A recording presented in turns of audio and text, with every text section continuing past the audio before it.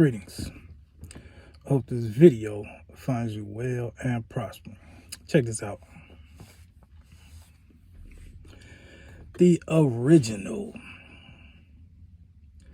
so-called passport bros. From my life experience is the men that were serving in the military. Listen, I remember as a young man, I have a bunch of aunts and uncles because my father and mother are the baby boomer generation. So you all know what I'm talking about. You got 10 aunties, 10 uncles. Some of those men, they joined the military, went overseas. They come back and talk about the women overseas. Talk about other countries. Well, it always comes back to the women. For whatever reason. I think men always moved about because of resources and women. That's just me from what I've seen in history and studying few things. It's just like men just move around for resources and women. Makes sense. So yeah, these men serve in the military.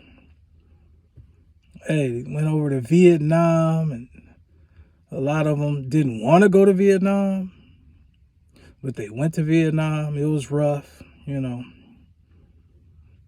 yeah, they talked about the women.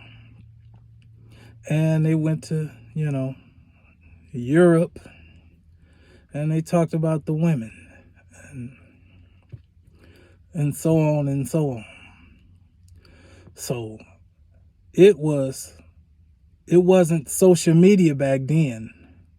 It was pretty much word of mouth passed on through the barbershops and the car washes, and at the family barbecue.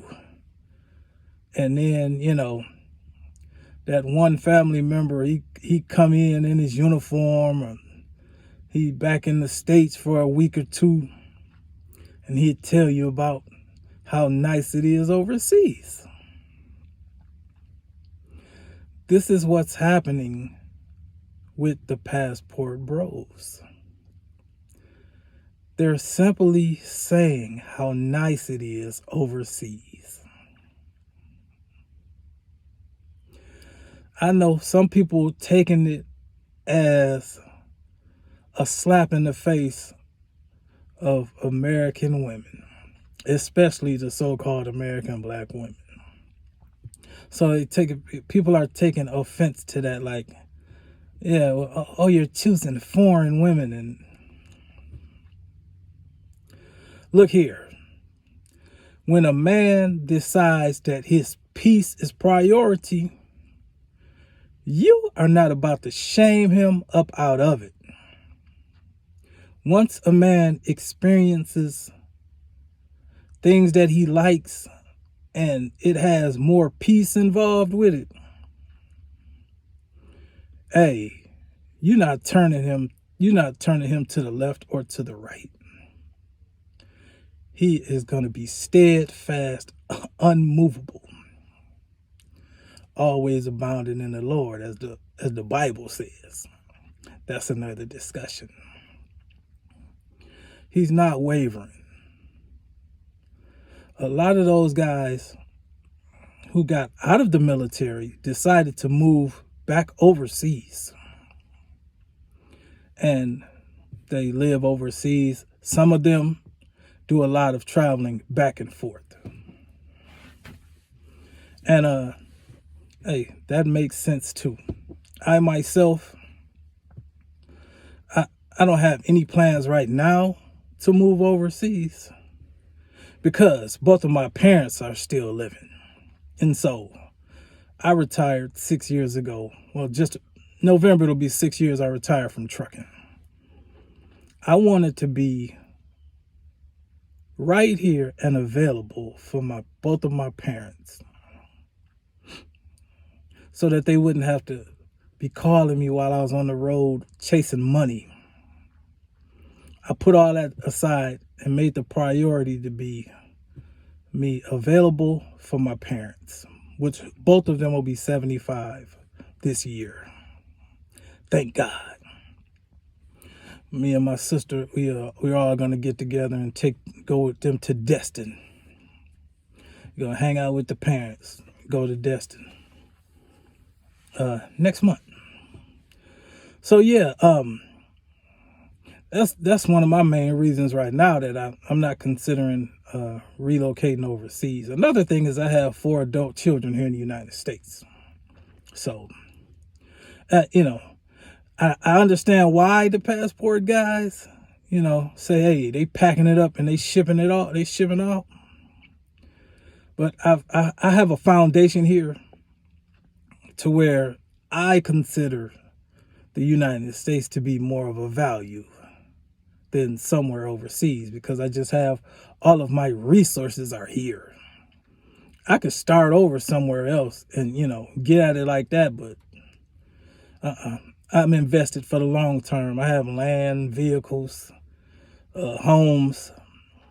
So now I just keep riding, and I just go to Costa Rica, or, find me a couple new spots to exercise my passport abilities with whenever I choose fit. But also along the lines of, you on my channel, I will be, listen, I'm a road trip guy. I will get on the motorcycle and put it in the wind.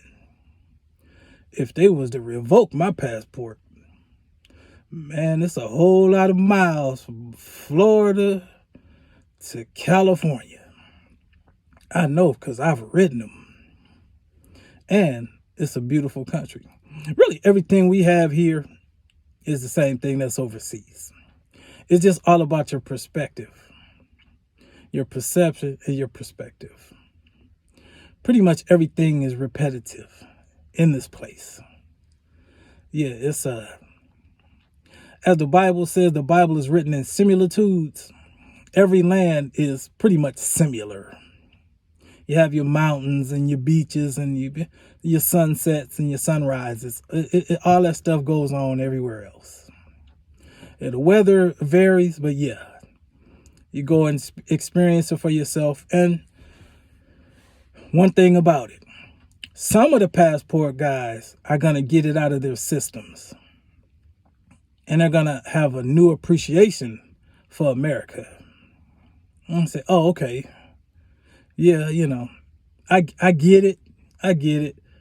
Because with anything, anything new, it becomes, okay, now, not old, but it's like, okay, I've experienced it. Now what? It's like, okay, let's get to the daily grind of the thing. And the daily grind of the thing is going to be like, it's not going to be what it was when you was on vacation for a week or two. I mean, that's just reality though. But you can still rock with that. Me, I'm just so active here in the United States.